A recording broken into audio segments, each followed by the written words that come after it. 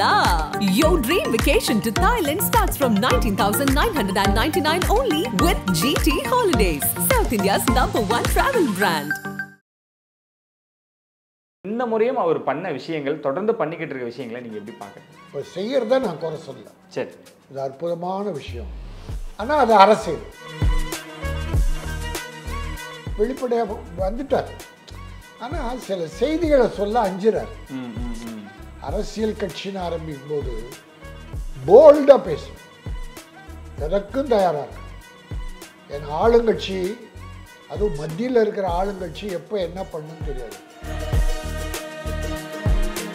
மாணவர்களை பகடக்காயா பயன்படுத்துறாரா விஜய்? அப்படியெல்லாம் ஒன்று மாணவர்களை பகடக்காயின் அப்போ இந்த நல்லது பண்ணக்கூடாதுன்றீங்களா? இல்லை சார், அரசியலுக்காக பகடக்காயா பயன்படுத்திக்கிறாரா? அரசியல் ஒரு உள்நோக்கம் தப்பு இல்லை. சரி, ஒரு அரசியல் ஒன்று பண்ணும்போது ஒரு நோக்கம் இருக்க தானே செய்யும்.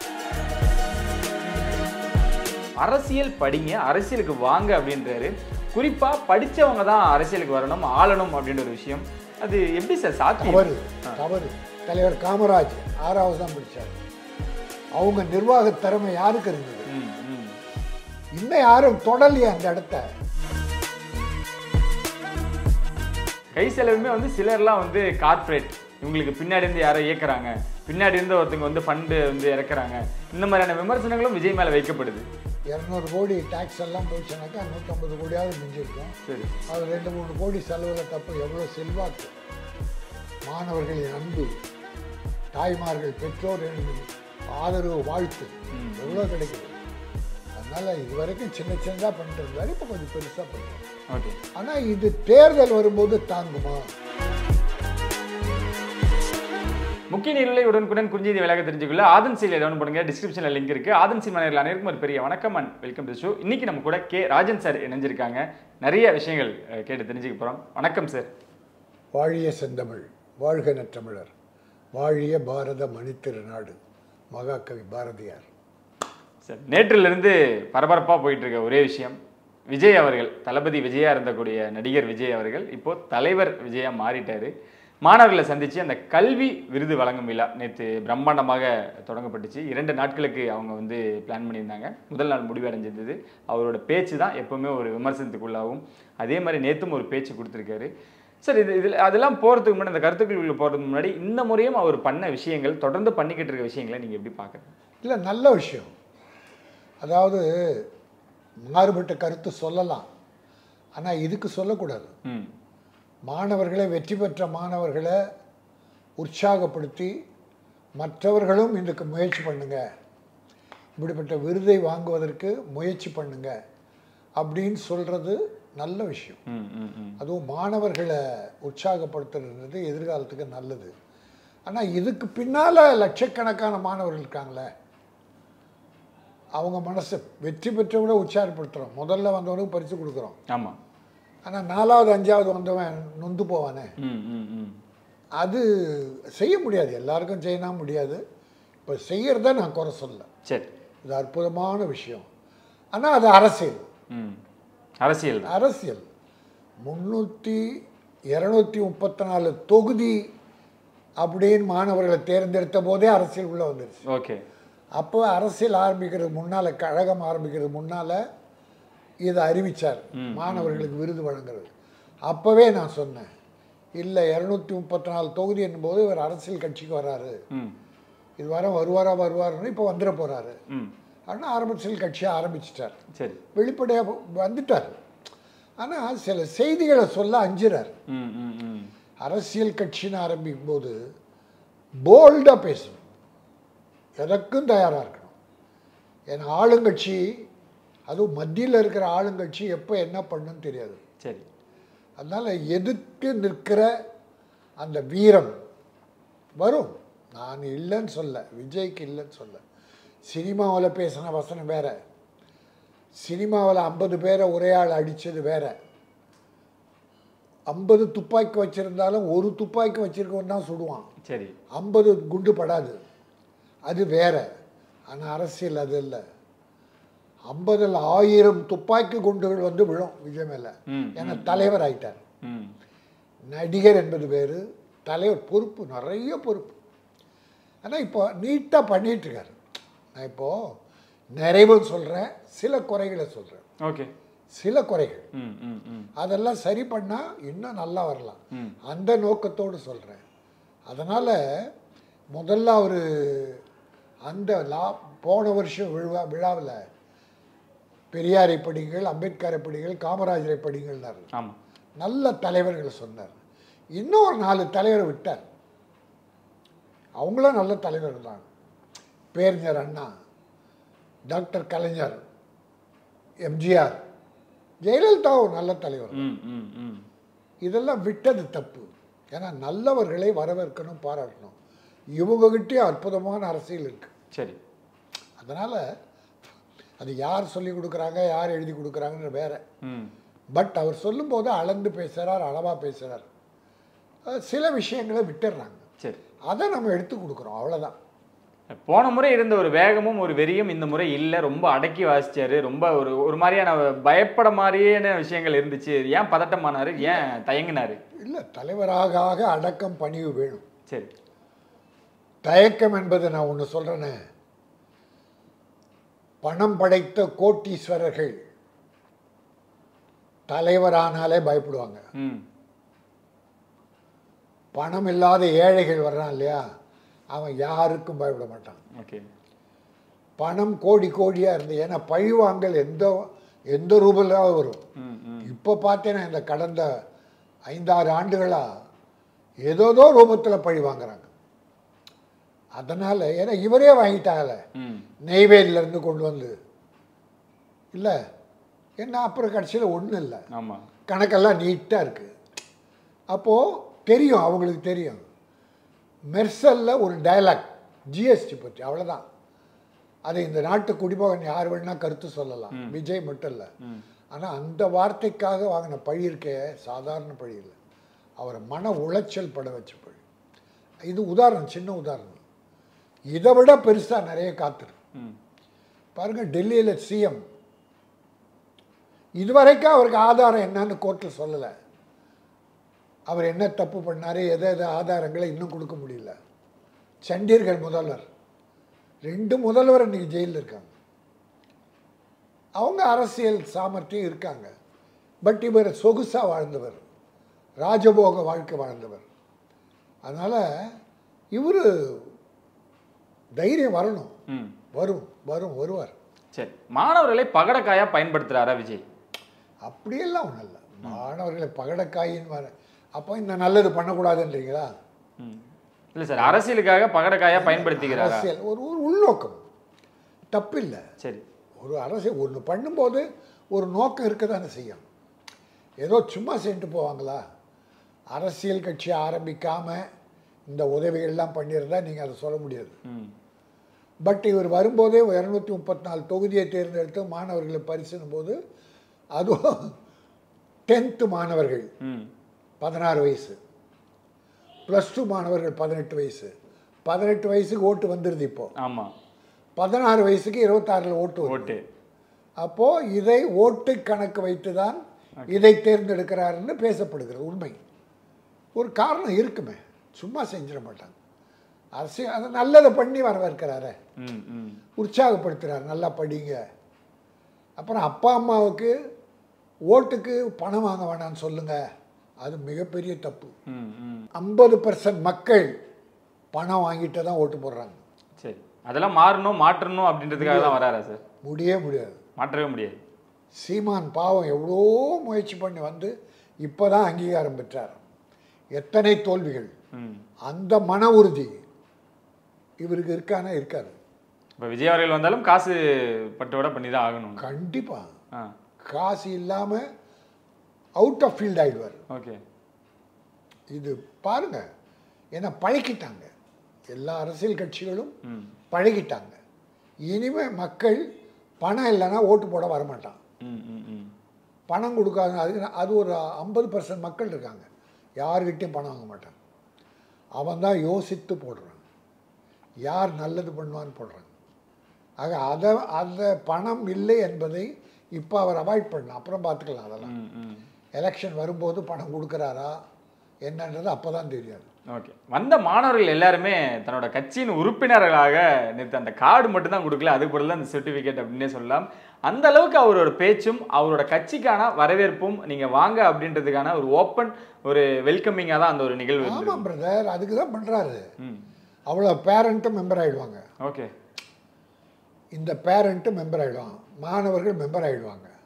அதான் இப்போது 46 லட்சமோ 50 லட்சமோ மெம்பர் மெயிலில் 50 லட்சத்துக்கு மேலே வருவாங்க. அவர் ரசிகர்களே இருக்காங்க. சரி, கேர்ள்ஸ் லேடிஸ் நிறைய இருக்காங்களே, இளைஞர்கள் இருக்காங்க. சரி, அதனால் அவங்கெல்லாம் ஆகிறது வாய்ப்பு இருக்குது. ஏற்கனவே சேர்த்து வச்சுருக்கார். இளைஞர்களை, வாலிபர்களை, துடிப்பு மிக்கவர்களை சேர்த்து வச்சிருக்கார் அவர்கிட்ட இருக்கு. இனி மக்களை கவரணும். இதெல்லாம் ஓட்டு, இது மட்டுமல்ல ஓட்டு, இதை தாண்டி இருக்கு பாரு கீழே, அதான் ஓட்டு. ஓட்டு. அங்கே வந்த மக்கள் எல்லாருமே அவரோட பேச்சு கேட்டு ரொம்ப மகிழ்ச்சியும் சந்தோஷமும் அடைஞ்சாங்க சார். ஆனால் அவர் பேசும்பொழுது அரசியல் படிங்க, அரசியலுக்கு வாங்க அப்படின்றாரு. குறிப்பாக படித்தவங்க தான் அரசியலுக்கு வரணும், ஆளணும் அப்படின்ற ஒரு விஷயம். அது எப்படி சார் சாத்தியம்? தவறு. அவர் என்னத்தை சொன்னார், பட் படித்தவங்க தான் வரணும்னு காமராஜ் வந்திருக்க முடியாது. காமராஜரை போல நிர்வாகி தலைவர் கலைஞர் 9வது தான் படித்தார். தலைவர் காமராஜ் 6வது தான் படித்தார். அவங்க நிர்வாக திறமை யாருக்கு இருந்தது? இன்னும் யாரும் தொடலையே அந்த இடத்த. காமராஜரும் கலைஞரும் நிர்வாக திறனை, அறிவு திறனை, கலைஞர் இலக்கியம் படித்த அரசியலுக்கு வந்தார். ஊற்று போலே வந்ததே. அதனால் அரசியலுக்கும் படிப்புக்கும் சம்மந்தம் இல்லை. படித்தவங்க வரணும். எத்தனையோ டாக்டர், வக்கீல் இருக்காங்களே, எல்லாம் சக்ஸஸ் பண்ணுறாங்களா? முடியல. இன்றைக்கி மு.க. ஸ்டாலின் என்ன படித்தார்? பெருசாக படிச்சில்ல. ஆனாலும் தந்தையிடம் கற்றது, மற்ற தலைவரிடம் கற்றது, அண்ணாவிடம் கற்றது எல்லாம் வச்சு இன்றைக்கி அரசியல் நிர்வாகம் சிறப்பாக பண்ணிகிட்ருக்காரு. அற்புதமான பண்ணிகிட்ருக்காரு. அதனால் படிப்புக்கும் நிர்வாகத்திறனுக்கும் சம்பந்தம் இல்லை. இப்பயும் அரசியல்ல படிச்சவங்க வரலாம். ஓகே, வரலாம், தப்பு இல்லை. கண்டிப்பா படிச்சவங்க வரலாம். அதுக்காக நீ படிக்காதவங்க வரக்கூடாதுன்னா அது கண்டிக்கத்தக்கது. அது படிச்சு அப்படி ஒன்றும் இல்லை. அரசியல்னா அரசியல் தெரியணும், மக்களை தெரியணும், ஏழைகளின் இதயத்தை தெரியணும், குடிசைகள் இருக்கிற வறுமையை தெரியணும். மக்கள் உள்ளம் புரிந்தவன் தான் தலைவராக முடியும். படித்தவெல்லாம் பலவன் ஆகிடன்னா ஆக முடியாது. சரி, நம்ம விஜய் எவ்வளோ படிச்சுட்டாரு? அப்போ அதை விட படித்தவங்க இருக்காங்களே. நடித்ததால் வந்தார், படித்ததால் வரல. ஓகே, இனி படிக்கணும், அரசியல் அவர் படிக்கணும். இப்போ இருக்கிற அரசியல் போதாது. அவர் ஒரு நல்ல குழு வச்சிருக்காரு, ஏதோ ஒரு ஆலோசனை குழு. அவங்க சில விஷயங்களை சொல்கிறாங்க, அது எல்லா தலைவரும் பண்ணுறது தான். அதனால இந்த சிறப்புகள்லாம் அதன் வழியாக நடக்குது. இதுவரைக்கும் ஓகே. ஆனால் அந்த ஓட்டுக்கு பணம் கொடுக்காதன்னு சொல்கிறக்கூடாது. பட் இப்போ படித்தவங்க தான் வரணும் என்பது மாணவர்களை இப்போவே இழுக்கக்கூடாது. +2 கல்லூரி படிக்கும்போது அவங்க அரசியல் தெரிஞ்சுக்கணும். +1 +2 இதெல்லாம் அரசியல் வரக்கூடாது. படிக்கலாம், தெரிஞ்சுக்கலாம், லைட்டாக தெரிஞ்சுக்கலாம்.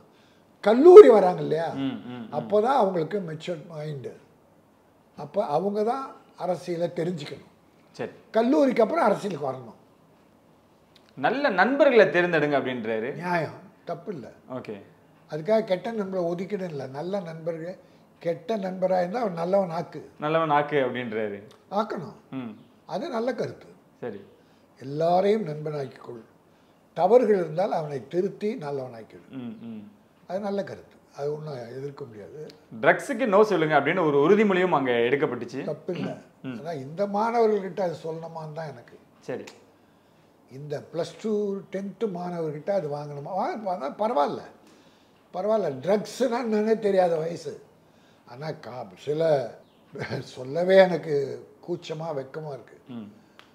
அரசு பள்ளிகளில், மேல்நிலை பள்ளிகளில் கிளாஸ் ரூமை குடிச்சிட்டு வந்து கிளாஸ் ரூமில் கரெக்டாக பண்ணுற பசங்க இப்போ இருக்காங்க.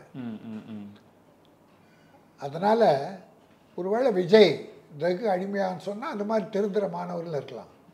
நான் சொல்கிறது 1% கூட இல்லை, 0.01% கூட இருக்கு. புரியுது. சில காலேஜ் கேர்ள்ஸ் முன்ன எல்லாம் கேள்விப்பட்டிருப்பாங்க.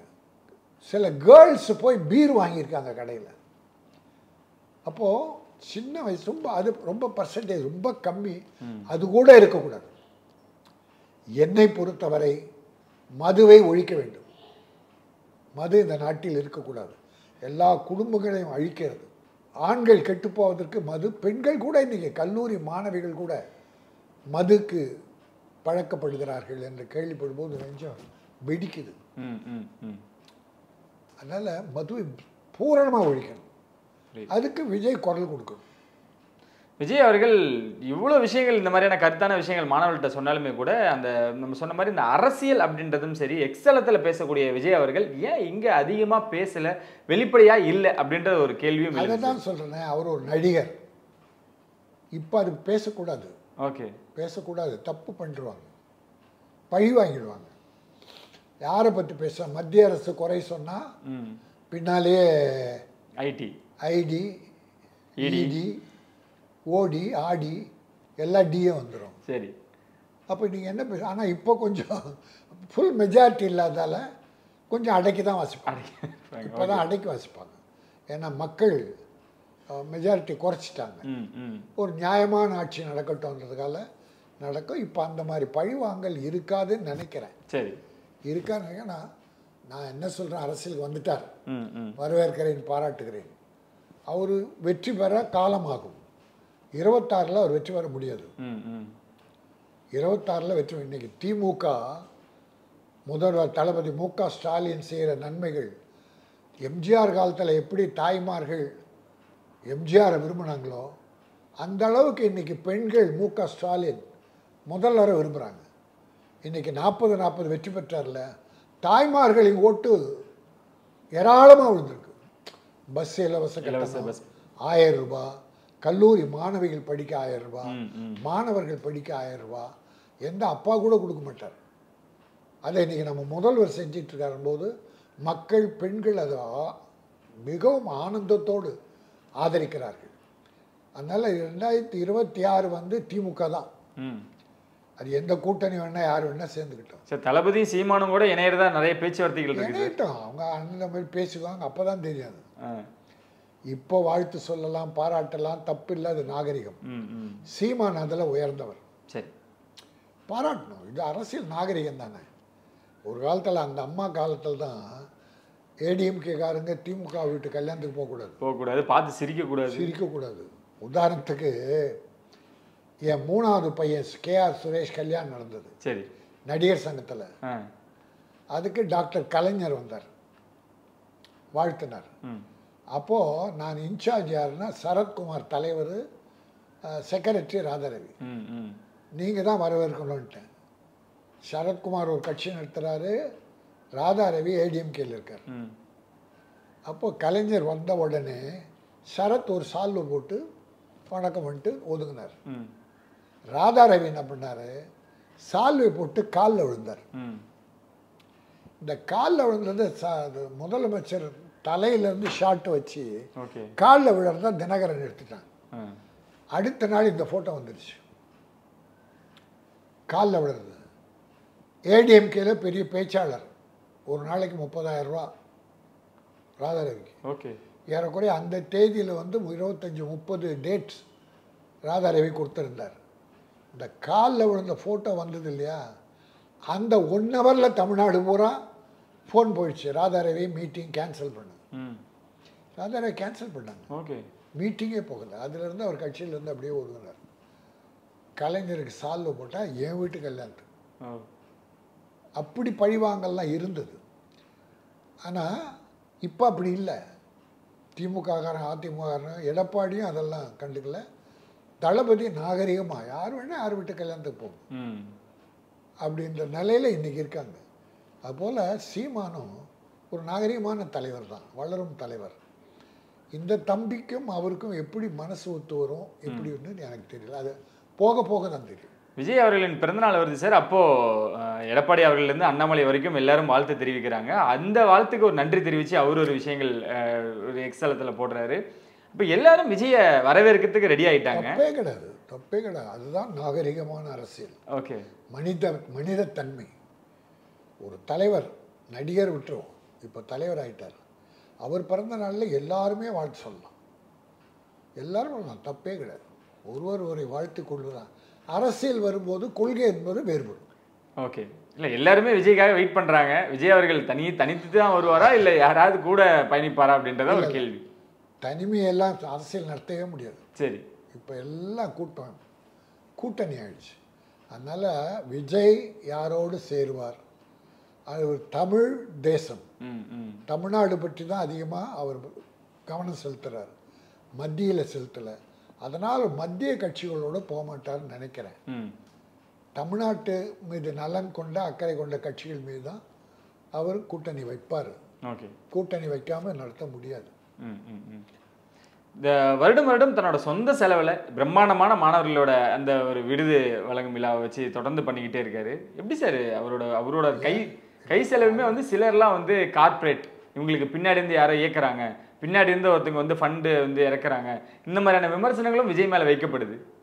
சொந்த செலவு பண்ணுறது தப்பே கிடையாது. பணம் இருக்குது, பணம் இருக்குது. என்ன இப்போ இன்றைக்கி நடந்ததில் ஒரு அதிகமாக 1 கோடி செலவு இருக்குமா? 1 கோடி 2 கோடின்னு கூட வச்சுக்கோ, தப்பு என்ன? 200 கோடி டேக்ஸ் எல்லாம் போச்சுனாக்கா 150 கோடியாவது மிஞ்சிருக்கும். சரி, அது 2-3 கோடி செலவில் தப்பு. எவ்வளோ செல்வாக்கு, மாணவர்களின் அன்பு, தாய்மார்கள் பெற்றோர் ஆதரவு வாழ்த்து எவ்வளோ கிடைக்குது. அதனால் இது வரைக்கும் சின்னதாக பண்ணிட்டு இருந்தார், இப்போ கொஞ்சம் பெருசாக பண்ணுறாரு. ஓகே, ஆனால் இது தேர்தல் வரும்போது தாங்குமா? தேர்தல் வரைக்கும் பெரிய கோடிகள் எடுக்க வேண்டும், பெரிய கோடிகள் எடுப்பாரு. வேற எடப்பாடியார் சிஎம் ஆகும்போது எத்தனை ஆயிரம் கோடி சேர்த்து வச்சாங்க. ஜெயலலிதா சிஎம் இருக்கும்போது சசிகலா மாதம் இத்தனை கோடி அங்கே கொண்டு போய் கொடுக்கணும் மந்திரிகள். ஓகே, பெட்டி பெட்டியாக போகும், அதை தான் ஒதுக்கி வச்சாங்க. ட்ரெய்லரில் போகுதுன்னாங்களே, வைகோ ஒரு அறிக்கை விட்டார், 6 ட்ரெய்லரில் பணம் போகுதுன்னார உண்மை. அது மத்திய அரசு அப்படியே மறைச்சிச்சு. அந்த கண்டெய்னர்லாம் உண்மைதான், அதெல்லாம் ஒன்று மக்கள் பணம் தான் அதெல்லாம். அதனால் அரசியல் கட்சி நடத்தினா நிதியோ லஞ்சமோ பெரிய அவ்வளோ. ஏன் இப்போ மத்திய அரசில் பாரதிய ஜனதா 6000 கோடி நன்கொடை வாங்கியிருக்காங்க. எலெக்ஷன் பாண்டு காங்கிரஸுக்கு 1200 கோடி என்னவோ, இங்கே திமுகவுக்கு 600 கோடி. அப்போ 6200 கோடி எப்படி வந்தது? அது வெளிப்படையான கணக்கு. அது இல்லாமல் எவ்வளோ வந்திருக்கும், எத்தனை லட்சம் கோடி வந்திருக்கும். அதனால் அப்படிலாம் வாங்காமல் உழைப்பு, உண்மை ஊழலற்ற ஆட்சின்றாங்க. இப்போ ஊழலற்ற ஆட்சியாது பாண்டு, எலெக்ஷன் பாண்டு இடி அனுப்பி மிரட்டி அதன் மூலம் பேரம் பேசி பணம் வாங்கியிருக்காங்க. ஓகே, அப்படின்னு அரசியல் கட்சிக்கு பேசிக்கிறாங்க. இப்போ விஜய் அவர்கள் இவ்வளோ தூரம் செலவு பண்ணி இவ்வளோ தூரம் பெருசாக பண்ணாலுமே கூட எவ்வளோ கான்ஃபிடண்ட்டாக இருப்பார் சார்? ஏன்னா தன்னோட நிர்வாகிகளும் தன்னோட நண்பா நம்பிஸை வச்சு தொடர்ந்து பயணிச்சுக்கிட்டு இருக்காரு. எவ்வளோ தூரம் அவருக்கு நம்பிக்கை இருக்கு? இல்லை பெரிய நம்பிக்கை. அவ்வளோ அந்த இளைஞர்களை நிர்வாகம், ஒரு 2 தம்பி பேசுகிறத கேட்டேன், நல்லா பேசுகிறாங்க. சரி, நல்லாவே பேசுகிறாங்க இந்த விவாதங்களில். இனி ட்ரெயின் அப் பண்ணாதான் நான் சொல்கிறேன், பயிற்சி வேணும், அரசியல் பயிற்சி வேணும். அவங்க இளைஞர்களை, பேச்சாளர்களை கண்டுபிடிச்சி அதுக்கு ட்ரைனிங் கொடுக்கணும், நிர்வாக ட்ரைனிங் கொடுக்கணும், அரசியல் எதிர்கட்சியோட சண்டை போகிறதுக்கு ட்ரைனிங் கொடுக்கணும், எலெக்ஷன் நேரத்தில் ஓட்டு வாங்கிறது, மக்களும் கொள்கைகள் கொண்டு போய் சேர்க்கறது, அதுக்கு பயிற்சி வேணும். அதனால் பயிற்சி முகாம் நிறுத்தணும். அவர் இந்த 1 வருஷத்துக்குள்ளே இதெல்லாம் பண்ணி அவருடைய ஒர்க்கர்ஸ், தொண்டர்களை உஷார்படுத்தி தைரியப்படுத்தி இருந்தால் அடுத்த வருஷத்தில் கொஞ்சம் ஓரளவுக்கு பேர் எடுப்பார்.